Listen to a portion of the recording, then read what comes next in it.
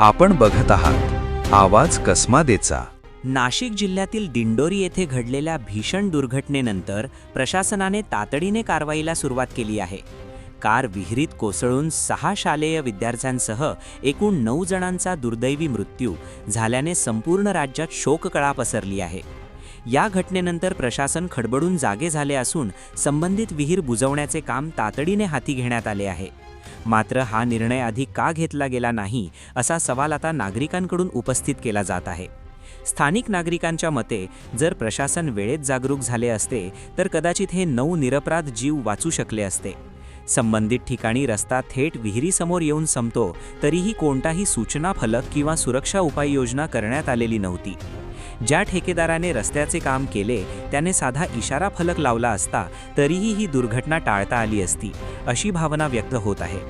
तसेच रस्त्याचे काम पूर्ण झाल्यानंतर अधिकाऱ्यांनी प्रत्यक्ष पाहणी केली होती का याबाबतही प्रश्नचिन्ह उपस्थित होत आहे।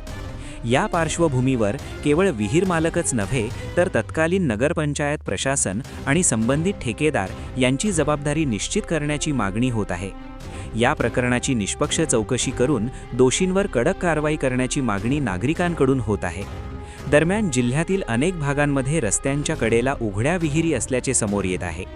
भविष्यात अशा दुर्घटना टाळण्यासाठी ग्रामसेवक आणि तलाठी यांच्या माध्यमातून सर्वेक्षण करून सर्व धोकादायक विहिरींना सुरक्षा कुंपण करण्याच्या सूचना देणे अत्यावश्यक असल्याचे मत व्यक्त होत आहे। ही घटना प्रशासनासाठी एक मोठा धडा ठरत असून यानंतर तरी सुरक्षा उपाययोजनांना प्राधान्य दिले जाईल का हे पाहणे महत्त्वाचे ठरणार आहे।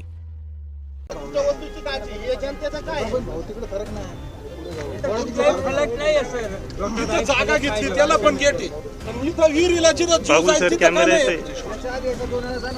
याच्या आधी स्थानिक लोकांचं म्हणणं असं आलं तर आम्ही 2-3 वेळेस सांगितलं या गोष्टीवर अशी तक्रार केली पण हे काय होतं नगरपंचायत आणि हे जागावाले हे काय झालं माहिती थोडे मोठे असल्यामुळे हे काही गोष्टी जनतेचं दाबून नेत्या